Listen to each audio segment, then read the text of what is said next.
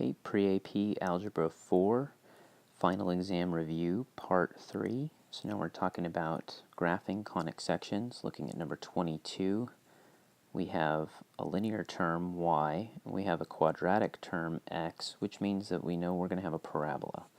So the first thing I'm going to do is I'm going to get the y by itself. Say y equals x plus 1 squared plus 3.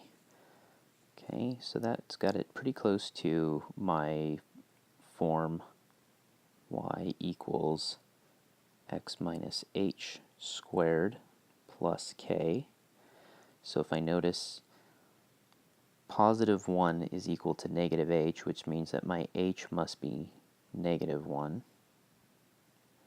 And my k is positive 3. So remember that h comma k is my vertex. So vertex is h comma k. So that means that my vertex is negative 1 comma 3. So if I go to negative 1 comma 3, so there's my vertex right there. Okay.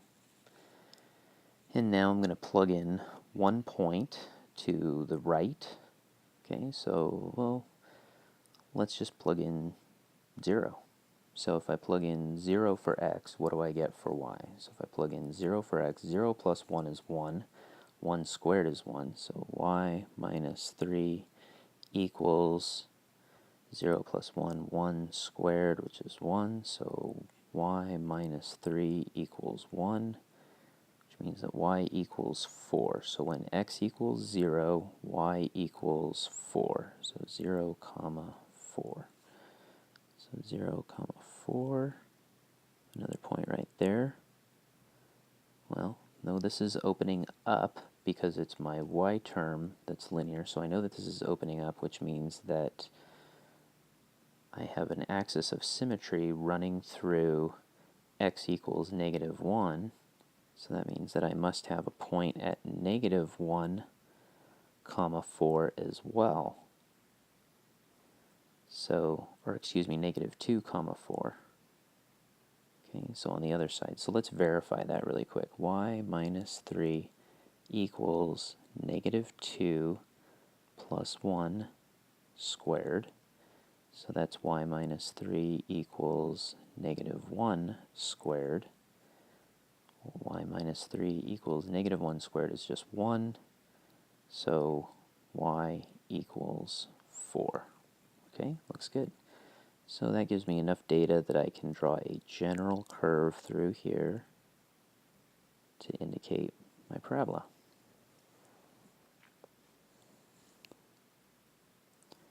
Now, number 23, I have x plus 3 squared plus y plus 4 squared equals 1. Well, that's definitely in my x minus h squared plus y minus k squared equals r squared form, which means that I've got a circle. Okay. So my center has been shifted.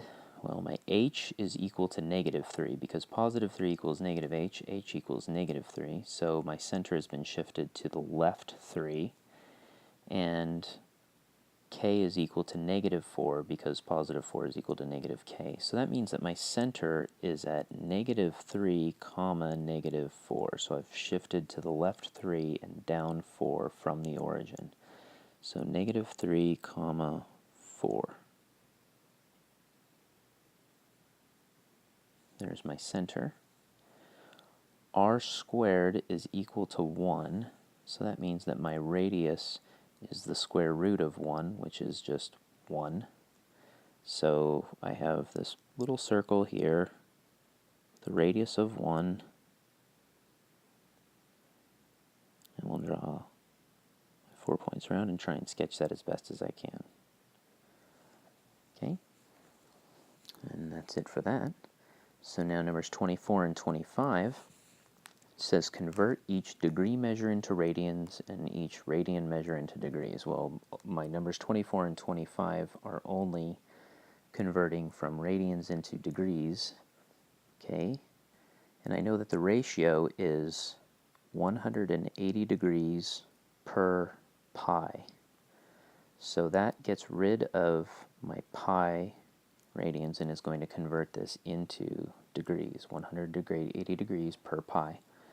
So all I need to do is now 16 times 180, which is 2,880 over 3.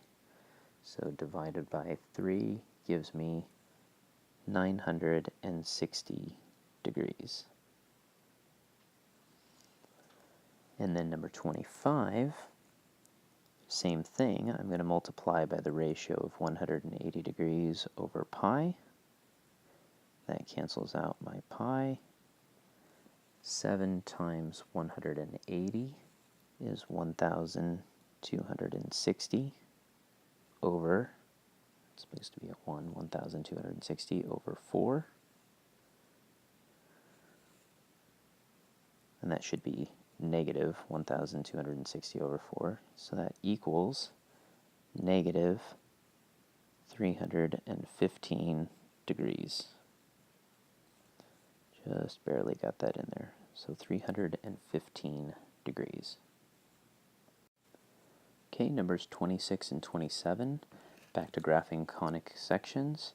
So this time we have an x squared term and a y squared term, both with a denominator, both and set equal to 1, with a plus sign in between, which indicates that this is an ellipse. Okay. Since the bigger number is underneath the x, I know that this thing is going to be stretched in the x direction. Okay, and I know that it's going to be shifted away from the origin -4, because it's always the opposite of whatever that is there. So I'm going to shift to the left 4 from the origin, and I'm going to shift up 3, because it's the opposite. So it's always in the form x minus h squared and plus y minus k squared. So we always have to take the opposite. So if I see x plus 4, that means that I'm going to go to the left 4, and I'm going to go up 3 because I've got a -3 there.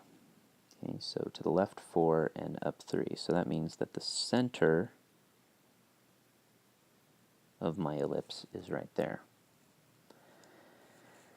And now it's stretched by the square root in either direction, in the x direction of the denominator. So I take whatever is in the denominator, which in this case is 9, take the square root of that, so 3, and I go 3 to the right, and 3 to the left, and that gives me my major axis. And then whichever one is underneath the y, take the square root of that.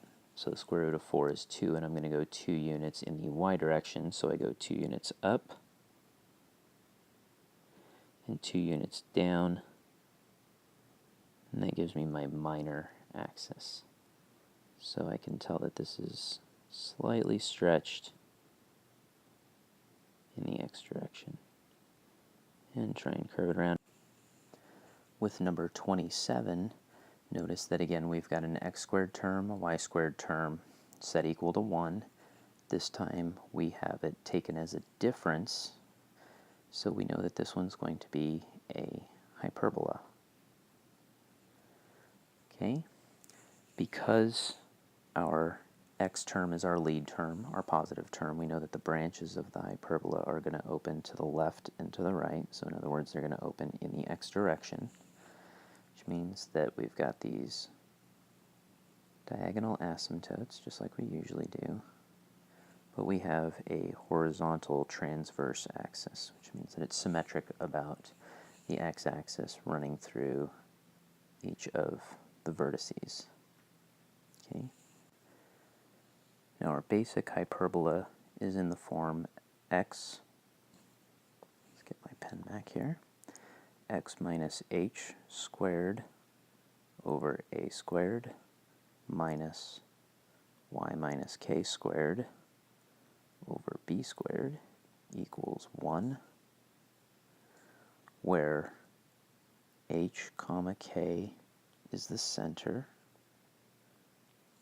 All right.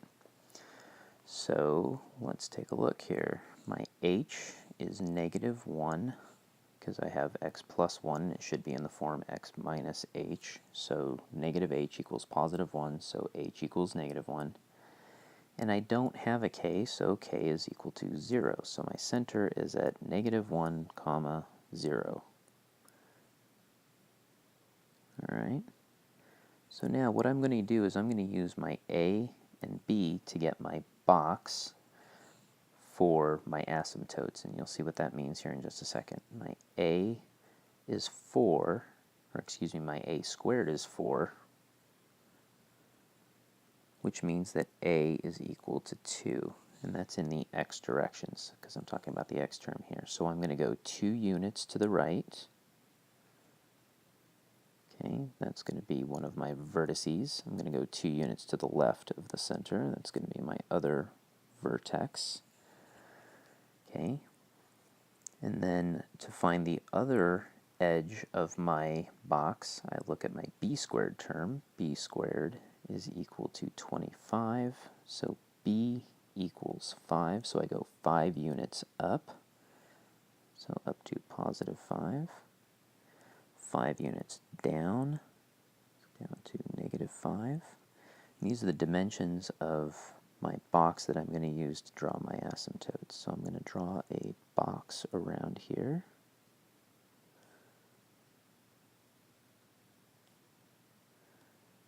Using those as my guides.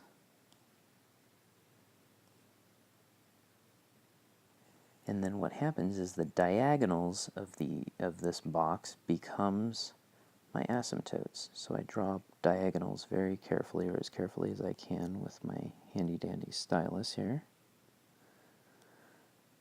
Okay, so there's one asymptote.